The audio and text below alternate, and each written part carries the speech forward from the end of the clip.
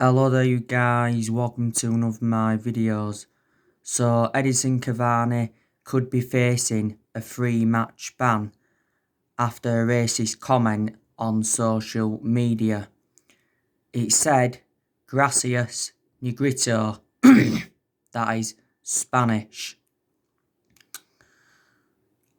And the FA are investigating the social media post. But Edison Cavai has deleted the post. Now Edison Cavai came off the bench yesterday and scored 2 goals for Manchester United, and he also got an assist. Cavani has enjoyed a fantastic start to his Manchester United career. He did very, very well yesterday when he came on. He did very, very well against Istanbul Başakşehir. That was his first start for Manchester United. He did well when he came on against West Brom. He scored his first goal for the football club in our 3-1 win against Everton earlier on in the season. And he almost scored with his first touch when he came on against Chelsea. We got him on a free transfer on deadline day. He signed a 2-year contract with Man United worth around 230 grand a week. And there's a lot of Manchester United fans now saying he needs to start.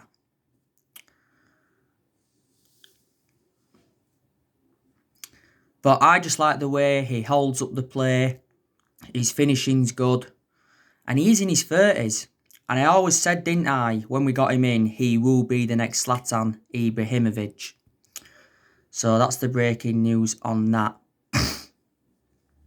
Manchester United have been in very, very good form recently. We have won our last 4 games in all competitions. Beaten Southampton recently by 3 goals to 2. We overcame a 2-goal deficit. We beaten Istanbul Başakşehir 4-1. We beaten West Brom 1-0. And we beaten Everton 3-1. And it is 8 successive away wins now for Manchester United in the Premier League. We haven't lost away from home in the Premier League since January. Liverpool were the last team to beat us when we was playing away from home. We're currently now sitting like 7th in the Premier League. But reflecting on our good vein of form recently, a lot of pressure would have eased off Ole Gunnar Solskjaer. Obviously, this season Solskjaer has been under pressure at the football club, and there has obviously been talks of Mauricio Pochettino coming in. Obviously, he's been the favourite to take over at Man United. There's obviously been talks of Massimiliano Allegri coming in. A few weeks ago, it said that Julian Nagelsmann was on our agenda. I heard reports saying that Ralph Hasenhüttl was linked with a managerial role at Man United. But yeah, there's a lot of Man United fans now saying that Ole Gunnar Solskjaer needs to stay and we've got to give him more time at the football club. This is his 2nd full season at Manchester United. And I always said, didn't I, this season was always going to be big for the Norwegian. I said he's got to exceed his expectations if he is to remain Man United manager. And I said if we could get in the top 4 this season, and if we could win a trophy, that would represent a very, very good season for Man United, and then that would give us something to build on. I think there's a chance we could get the top 4 this season. There's a good chance we could win a trophy. We could win the Cavai Cup, put into the quarterfinals of that we've got Everton. We could win the FA Cup. By the way, the 3rd round draw's done sometime today, as it tonight. But we won't win the Premier League and we won't win the Champions League. We've been very, very dominant in Europe. We've won 3 games out of 4 in the group stage. We only need 1 point to qualify for the knockout stage. Next month it'll be Ole Gunnar Solskjaer's 2-year anniversary at the club. He's been Man United manager now for almost 2 years. He's under contract with the club until 2022 and he's managed over 100 games for Man United in all competitions. Now, Solskjaer recently discussed his contract situation at Manchester United, and like I said, his priority is not a new contract at the moment. His priority is leading the club to long-term success, and he did mention that the team are going places under his management. Maybe talks over a new contract could happen sometime next year, but it's not assured that we will extend his stay at Manchester United. It all depends on how things go from now until, January. If this good vein of form continues, then, I think there's a possibility, chance we could extend his contract. Like I've said to you, I still don't think he's the long-term manager for Manchester United, and I hope I'm proven wrong because, like I've said, Solskjaer hasn't got that proven pedigree as a manager. Manchester United is the third club in his managerial career. Obviously, before he was with us, he was at Molde. He won a few Norwegian titles at Molde, but they're not a big club. And before Molde, he was at Cardiff. He enjoyed a very, very short tenure with Cardiff. The main explanation he got sacked from Cardiff is because he ended up getting Cardiff relegated. But you can say, reflecting how long he's been at Man United, he's learnt quite a bit and, he's gained managerial experience. There's obviously still issues at the football club that he must solve.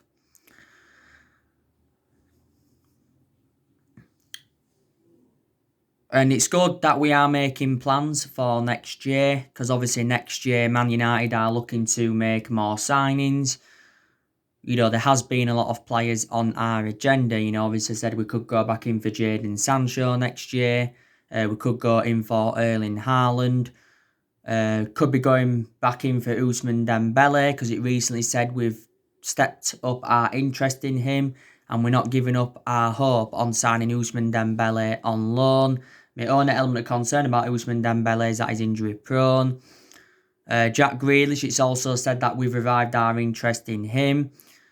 There's been a few centre-halves on our agenda. Dayot Upamecano, he's been on our agenda. Could go in for him next summer when he's going to be available for around £36 million.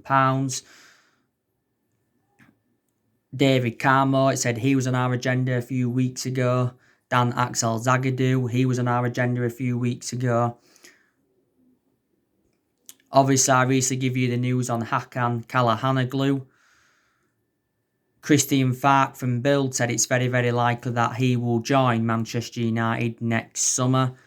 And Man United have a 90% chance of signing him next summer because we have been in advanced talks with his agent. He's got just 7 months left, has he, on his contract with AC Milan. But I think Man United need a centre-half and we also need a right winger. They are the two priorities. It recently said that we are in search for a right-back because obviously we have got element of concerns about Aaron Wan-Bissaka. We have concerns about his lack of attacking intent. His distribution concerns us. But I think he's had some good games this season. I just think Solskjaer needs more backing at the football club because the board haven't backed him enough, but the board haven't backed any of the managers that we've had since Ferguson left. They didn't back Moyes enough, they didn't back Van Gaal enough, they didn't back Jose Mourinho enough, and they haven't backed Solskjaer enough. And the board's been one of the biggest problems at the club for several years. This is why a lot of Man United fans have been demanding the board out.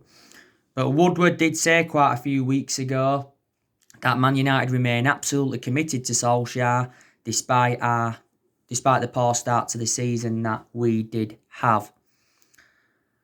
I think it will be very beneficial if Manchester United could get a director of football in. We've been trying to get a director of football in now for at least the last 3 seasons or so. But if we get one in, it'll be one of the structural changes that we need. And plus, Ole Gunnar Solskjaer will get more backing at the club. And plus, if we get a director of football in, we need someone who knows the club inside out and someone who's obviously got that experience.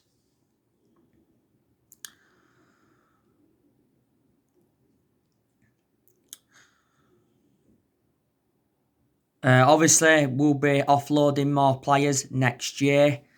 There is still deadwood in the squad that we do need to get rid of. Now, I think next year we'll be looking to get rid of Jesse Lingard. We'll be also looking to get rid of Marcus Rojo and Phil Jones and Sergio Romero. Sergio Romero is now our third choice goalkeeper.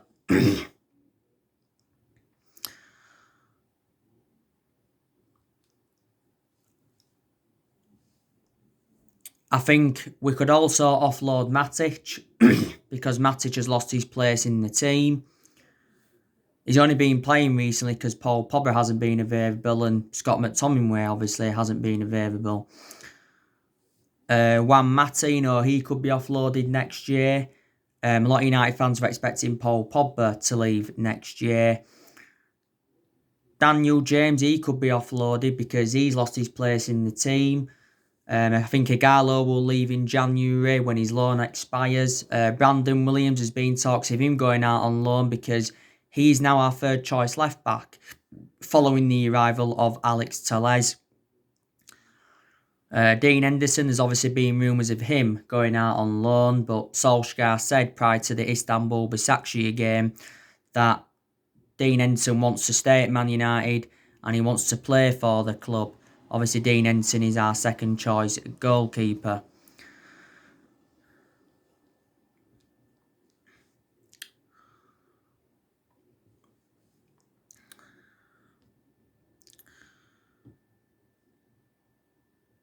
But yeah, I have taken quite a few positives from Ole Gunnar Solskjaer's tenure since he came in. You know, he's made some good signings since he became Manchester United manager.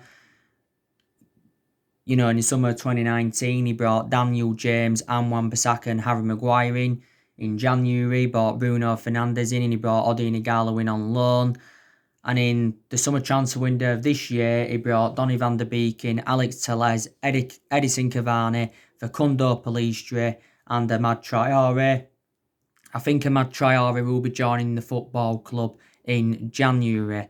So Ole has spent over £200 million since he became Man United manager. Solskjaer did well last season. He got us qualification for the Champions League. Also got us third and he guided us to 3 semi-finals. And last season was his first full season at the club. He showed a lot of tactical flexibility as well in a lot of the big games. I also like the way he has promoted the youth. We've seen a lot of players leave the club since he got recommended in. So we've enjoyed some good periods under him. You know, we're enjoying a good period now because we're unbeaten in our last 4 in all competitions. Went on the 19-game unbeaten run in all competitions last season. Was 14 unbeaten in the Premier League at one point until I think Crystal Palace beating us on the opening day. And did well in that 3-month period when he was the interim manager. In the last 8 years or so, you know, Manchester United have been playing catch-up. You know, we've been so inconsistent for the last 8 years. We obviously haven't won the Premier League since 2013. So the last time we won it was in Ferguson's last season. We've only won 4 trophies since Ferguson left, and that was the FA Cup under Van Gaal and the Europa League, the League Cup and the Community Shield under Jose Mourinho. That came in Jose Mourinho's first season at the club. Obviously, we've had different managers with different philosophies. 3 managers have been sacked since Ferguson retired. We obviously sacked Moyes, we sacked Van Gaal, and we sacked Jose Mourinho. We've recruited around 36 players in since Ferguson left. And obviously we've spent over £1 billion on them. Now, under the David Moyes era, we brought Marion Fellaini in, we brought Juan Mata in there, the only 2 we brought in under Moyes. Under the Louis Van Gaal era, we brought quite a lot of players in. You know, we brought the likes of Schneidlin in, Sebastian Schweinsteiger, Angel Di Maria, Falcao, Memphis Depay, Victor Valdez, Herrera, Rojo, Darmian, Martial, Shaw, Romero. They're a lot of the players we brought in under Louis van Gaal. The vast majority of the players Louis van Gaal brought in, though, have now left the football club. Mourinho, he recommended 11 players in to Manchester United. And the vast majority of his team now is Jose Mourinho. So like I've said, Solskjaer's inheriting a squad that is worth £700 million, isn't it?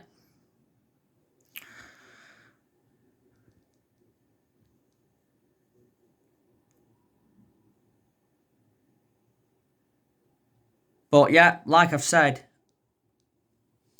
players have impressed me this season for Man United. Marcus Rashford, he's really impressed me. Rashford got an assist in the game against Southampton recently. He was also unlucky not to get his name on the score sheet because he did have a great chance. Rashford obviously scored in the Istanbul Başakşehir game.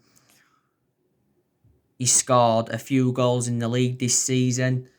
He scored a hat-trick against RB Leipzig, became the second Man United player to score a hat-trick as a substitute. And he scored later on against Paris. That was the second time he'd done that. Rashford obviously yesterday was playing centrally.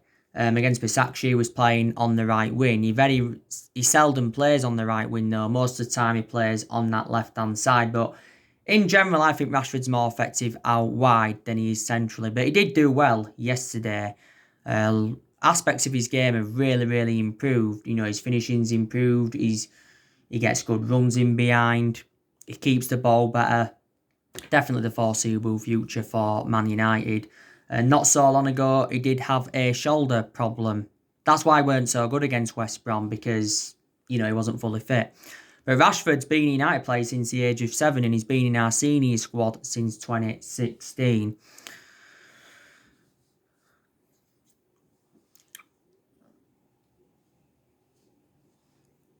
Bruno Fernandes, I've also been very impressed with him. I ain't only been impressed with him this season, I've been impressed with him since he came in.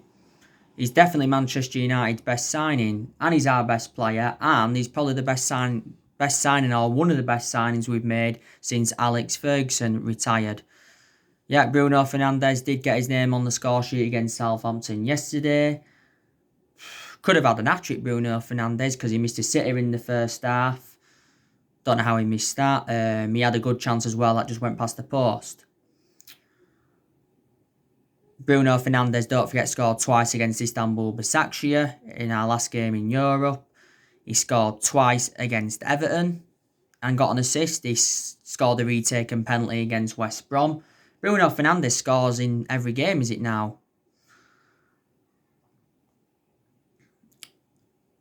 He's been at the football club now for almost a year.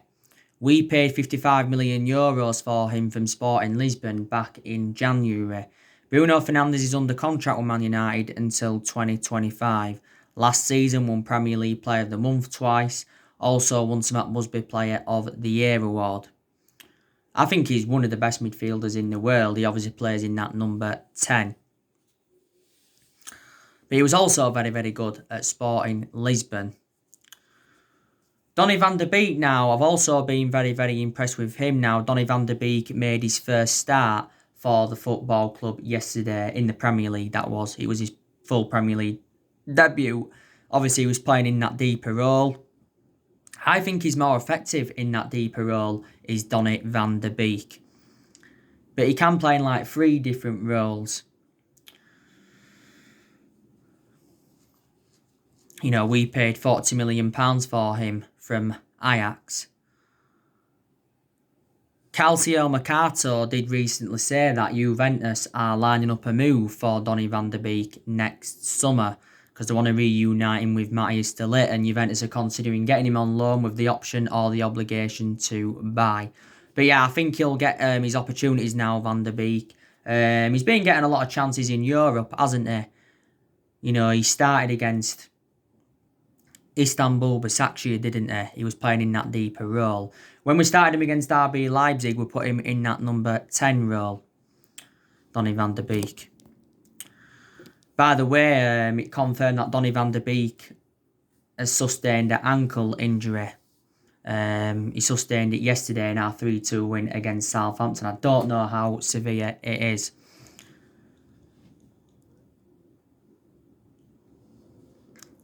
Now, I've also been very, very impressed with Fred.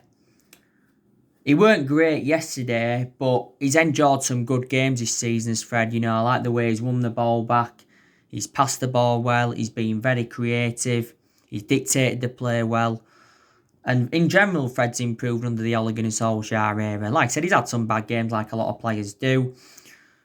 You know, we paid, £47 million for Fred from Shakhtar Donetsk. Fred's under contract with Man United until 2023.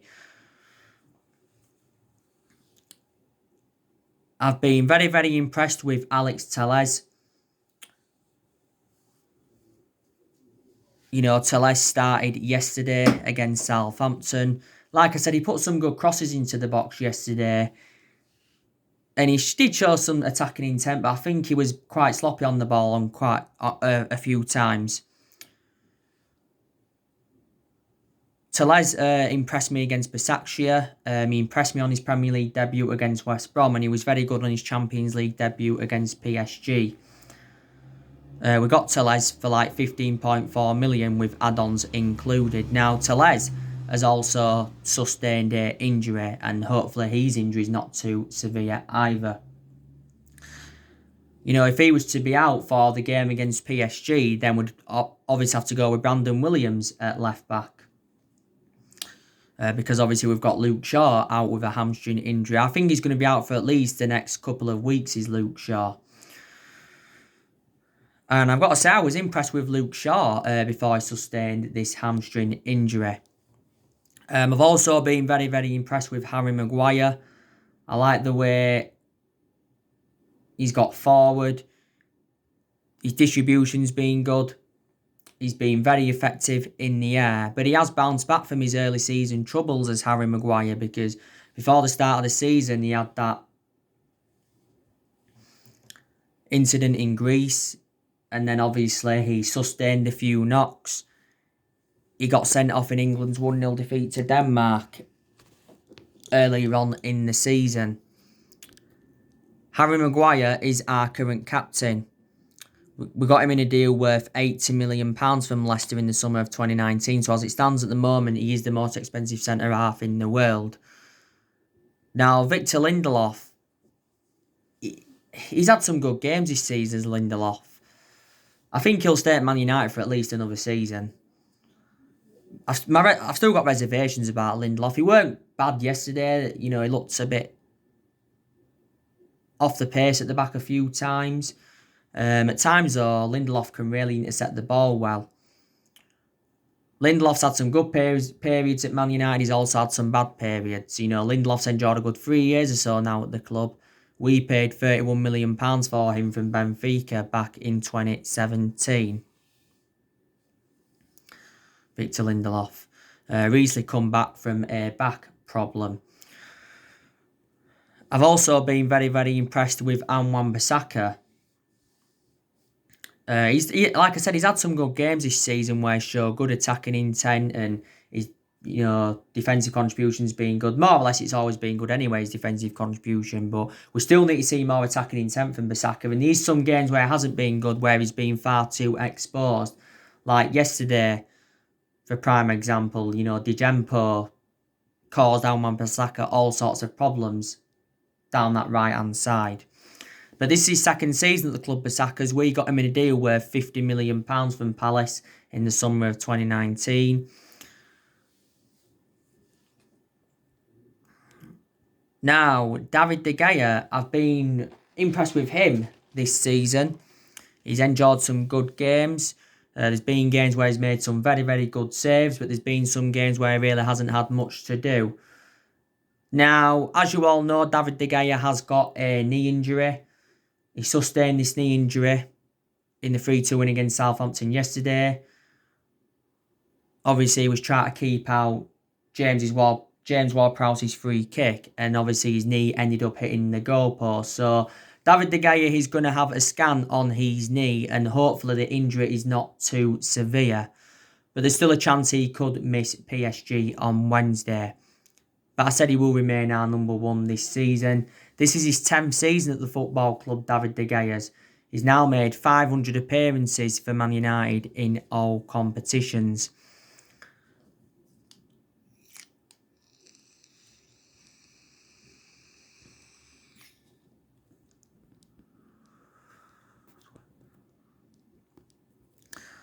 I think we could start Dean Henderson on Wednesday against PSG. I do. And I've been impressed with Dean Henderson, the games he's played in this season. Obviously, yesterday was his Premier League debut. He's played in both our Carabao Cup games this season, Dean Henderson. He played in the 2-1 defeat to Istanbul Başakşehir in the Champions League earlier on in the season. That was his Champions League debut for the club. And earlier on this month, he made his England debut. During the summer, don't forget, Dean Henderson signed a 6-year contract with Man United worth around 120 grand a week. He's got that experience behind him. I think at some point he will become our number one because he did enjoy 2 successful loans with Sheffield United. He also had a loan spells with Stockport, Grimsby and Shrewsbury. We got Dean Henderson at the age of 14, so he has been part of the club for several years. You know what I mean? Juan Mata, he has impressed me in the games he has played in this season. But he's obviously not first choice now, is he? Juan Mata is behind, obviously, Mason Greenwood. Because Greenwood, when he plays, usually plays on that right. Sometimes plays centrally, though, as well. But then you've got Marcel and Rashford that can also go out on the right. So, yeah. But we've still started Juan Mata in a few games this season. He impressed me in both of our Carabao Cup games. He did well against Chelsea. He did well against Newcastle earlier on in the season. But there was been games where he's played this season where he hasn't been so consistent and he's been very quiet. Juan Mata's had a good career at Man United. He's enjoyed a good 6 years or so at the club. We got him in a deal worth £40 million from Chelsea back in 2014. So, yeah,